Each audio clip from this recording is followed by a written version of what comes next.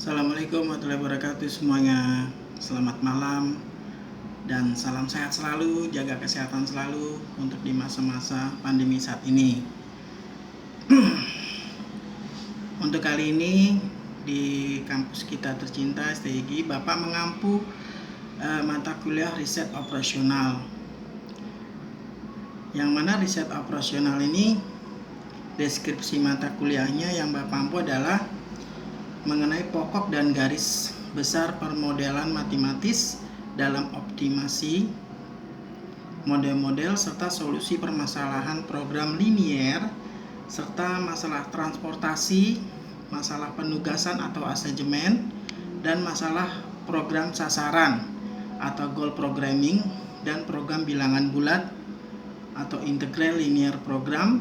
Dia juga memberikan keterampilan untuk merumuskan dan menyelesaikan permasalahan nyata dalam disiplin teknik, ya, teknik akuntansi ataupun teknik manajemen industri dengan menggunakan model-model dan teknik-teknik solusi optimasi tersebut.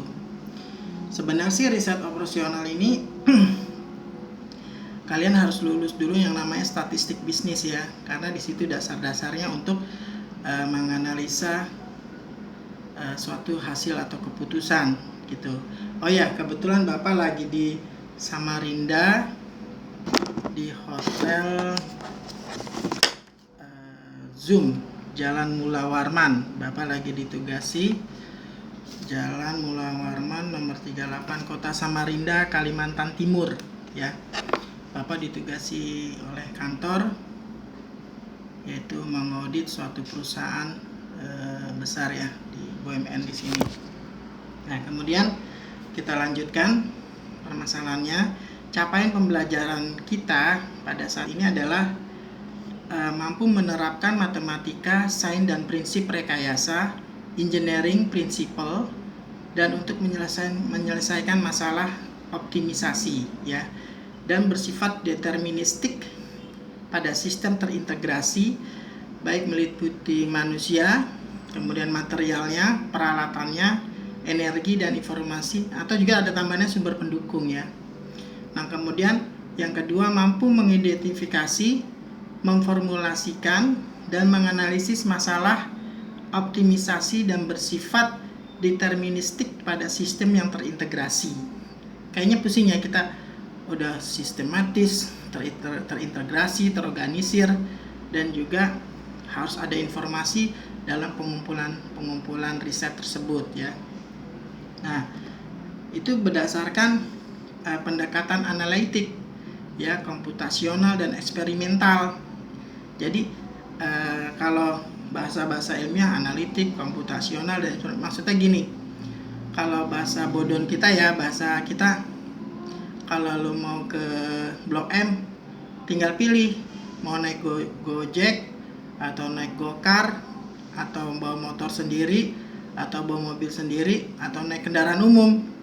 Nah, analitika kan di situ. Nah, kemudian komputasional gimana?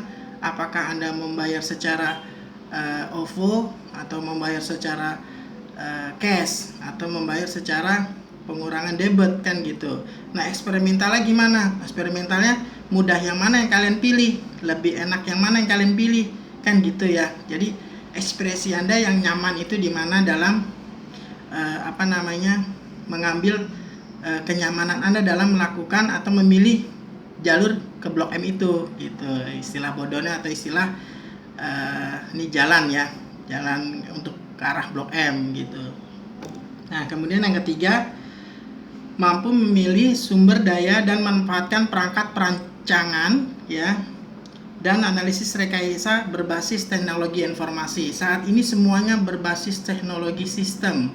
Semua dari jalur yang sangat merakyat atau grassroots di titik paling bawah ya, dari perdagangan UMKM yang minimal sekali, itu ibu-ibu ya sambil dagang itu masukin belanja 10.000 garam, terus sayur, ini istilah kita dagang gado-gado misalnya, itu dimasukin, nanti pemasukannya berapa, dia terlatih secara tidak langsung, dia terlatih akan melakukan aktivasi sendiri kegiatan tersebut ya, optimisasi, itu riset loh. Kemudian Yang keempat, mampu melakukan komunikasi secara tertulis maupun lisan yang efektif, ya, baik itu tertulis maupun lisan. Nah, kalau tertulis ya dimasukin ke HP, ya, dimasukin ke urek-urekan di buku atau nggak dirobek kecil. Buat kita tuh menjadi totalnya itu teratur dan rapi gitu ya. Apalagi di perusahaan-perusahaan besar itu lebih kepada semuanya masuk ke sistem, ya, risetnya itu, ya. Ini istilahnya masih dalam silabus, ya, masih dalam pengarahan riset, ya. Riset itu riset operasional itu harus secara sistematik, intelektik, dan juga informasinya berdasarkan teknologi gitu, ya. Nah, yang kelima, mampu melakukan kerjasama dalam sebuah kelompok kerja. Kalau kalian kerja sendiri dalam satu bidang, ya, bidang akuntansi, bidang keuangan, bidang fabrikasi, bidang produksi, kalau kalian sendiri nggak bakalan sanggup deh, ya, karena semuanya harus memang ada beberapa orang untuk melakukan kerjasama tim dalam riset operasional ini. Nah, buku yang Bapak sarankan, buku wajibnya itu dari karangan Datuk Saifuddin, penerbit CV Mitra Malang. Di situ bagus, ya, dalam riset operasinya.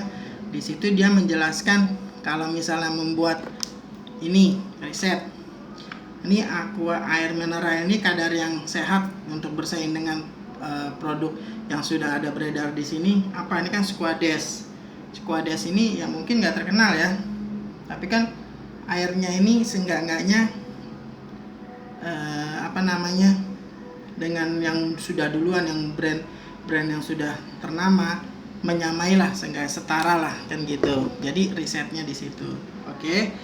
Nah, kemudian kita bahas, ya, pelan-pelan, ya. Bentar. Nah, riset operasional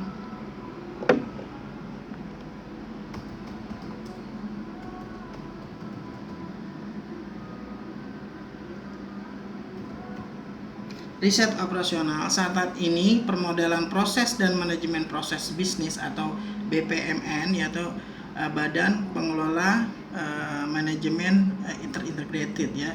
Jadi manajemen proses bisnis memiliki dampak yang signifikan, ya.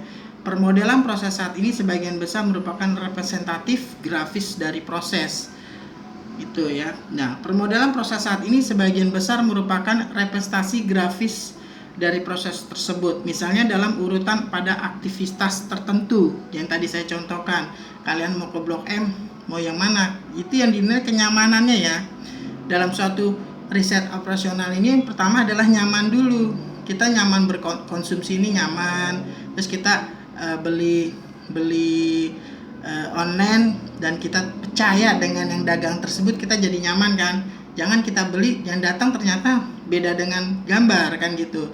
Dan jangan kita beli produk fisik, misal di hypermarket atau di di swalayan besar, di situ tertulis promo, misalnya ada 30%, pas di kasir kok nggak ada promo. Jadi kenyamanan jadi tidak jalan dan tidak satu arah, tidak linier, kan gitu. Jadi harus, kalau itu sudah tertulis di barcode-nya ada promo 30% dengan produk yang sama, dengan kode produk yang sama, tiba-tiba masuk ke kasir, kok bisa beda? Kita kan jadi kecewa. Jadi permodelan proses manajemen dan proses bisnis ini adalah, yang pertama adalah kenyamanan dulu. Kita nyaman mengkonsumsi, kita nyaman membeli, dan kita nyaman memakai, dan kita nyaman dalam memproduksi, ya. Jadi kalau kita memproduksi sebuah roti, berarti kan kondisi tubuh kita nih, ya, agar tidak terkontaminasi dalam produk riset, dalam produk tersebut, jangan keringat bercucuran, kita harus memakai safety, kita harus bersih, tidak terjadinya bakteri yang jatuh dari tubuh kita ke produk. Jadi benar-benar higienis dalam membuat produk tersebut. Nanti di setiap produk tersebut, langkah-langkah hal tersebut harus kita dapat nih, ya. Diri kita ini dalam memproduk ini nyaman dulu, ya. Ingat, dalam riset operasional itu kenyamanan dulu, ya. Kita bicara kenyamanan dulu, baik untuk kita mengkonsumsi, kita membuat produk, dan kita membuat suatu interpelasi teknologi informasi. Yang penting nyaman dulu.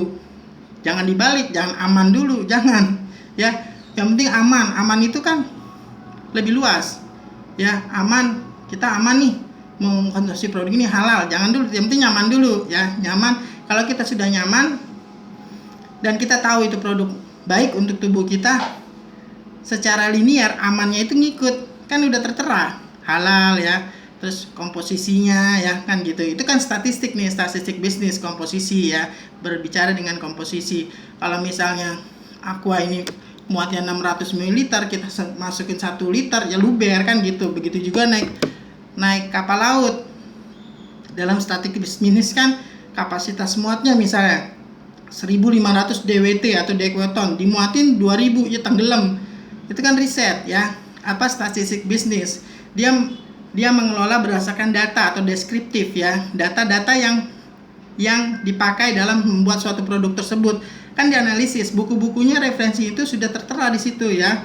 Jadi buku atau tabel-tabel, nah oh ya nih batasnya sekian ya, udah tertera semua. Jadi tinggal kita mengupgrade menggrowstate ya, ini loh kapasitas untuk muatan tongkang 300 feet untuk 1000 ton, kalau lebih tenggelam ya, konsekuensinya tidak bisa jalan kan begitu.